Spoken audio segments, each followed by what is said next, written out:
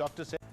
Welcome back to Face Off. Over the next 30 minutes, we will be getting you all the latest developments in the country and around the world. No debate, just the news. Starting with a big win for the government in the Rajya Sabha. The Parliament has now approved a crucial amendment to the Unlawful Activities Prevention Act. Let's tell you what exactly that is. What does this bill now allow the central government to do? Number one, and most contentiously, it allows the central government and the agencies to label individuals as terrorists. The NIA, the National Investigation Agency, can seize the property of accused persons.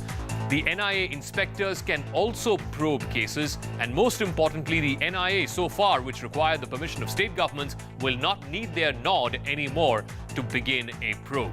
There was quite a heated exchange between the Home Minister Amit Shah and the former Home Minister P Chidambaram in the upper house in the debate today. Listen in. Let me caution you, government, this will be struck down, period.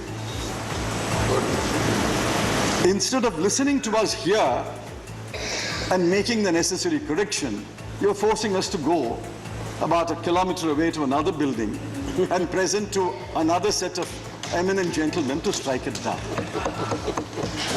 How does it raise the esteem of Parliament? We are doing something which is hopelessly unconstitutional. और दुरुपयोग की बात कम से कम कांग्रेस के मित्र न करे तो अच्छा है, क्योंकि दुरुपयोग क्या उनका जो इतिहास है, मैं कहने जाऊंगा तो 7 तारीख तक मेरा भाषण चालू रहेगा, मगर दुरुपयोग का इतिहास खत्म.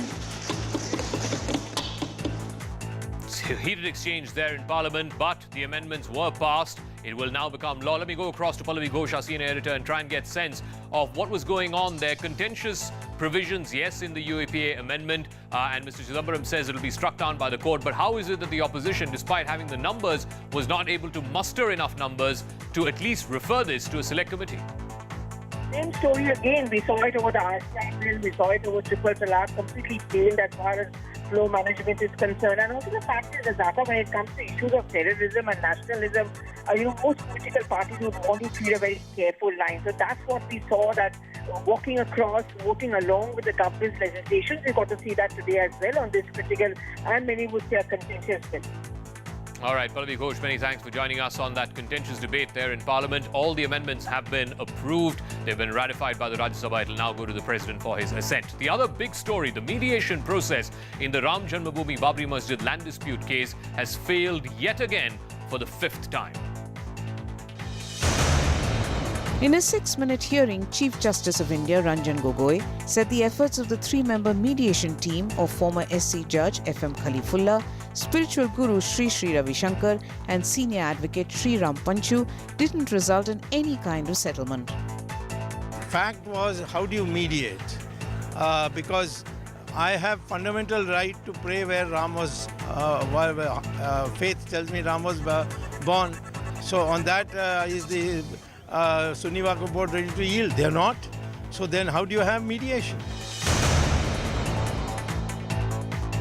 The Supreme Court Friday ordered day-to-day hearings from the 6th of August. The petitions of Ram Lalla Virajman and Nirmohi Akhada will be heard first. नहीं ला पाए तो अच्छा है, नहीं मध्यस्थ आएगा तो आप करिए, आपे को करना है, सुप्रीम कोर्ट को करना है, सुप्रीम कोर्ट करेगी. The report submitted by the mediation panel to the Supreme Court said that the Hindu and the Muslim parties have not been able to find a solution to the dispute. We definitely welcome a daily hearing, and we request the Supreme Court of India that please conduct daily hearings in this regard and come to a conclusion. Whatever decision the Supreme Court gives, it should be applicable to everybody. Both the parties should abide by it. 14 appeals have been filed in the Supreme Court against the 2010 Allahabad High Court judgment that said the 2.77-acre land in Ayodhya must be partitioned equally among the 3 parties: the Sunni Waqf Board, the Nirmohi Akhada and Ram Lalla. And as far as past precedent is concerned, there have been 5 attempts in the past. All 5 have failed. Let's run you through that one by one. Before 1992, before the Babri Masjid demolition, there were back-channel talks between the VHP and the All India Muslim Personal Law Board.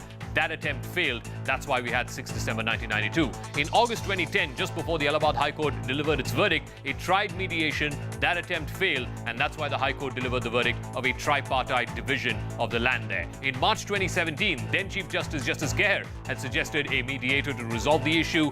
That attempt too failed. And then in November 2017, Sri Ravi Shankar, the spiritual guru, suggested a 3-point mediation formula. That too ended in failure. And finally, in March of this year, the Supreme Court set up a 3-member panel headed by retired Justice Ibrahim Khalifullah of the Supreme Court. That attempt, after almost 150 days, was declared failed today by the Supreme Court. So that makes one ask, why did the Supreme Court then take the mediation route at all if it has failed so many times in the past? CNN News 18's legal editor Utkarsh Anand has the details.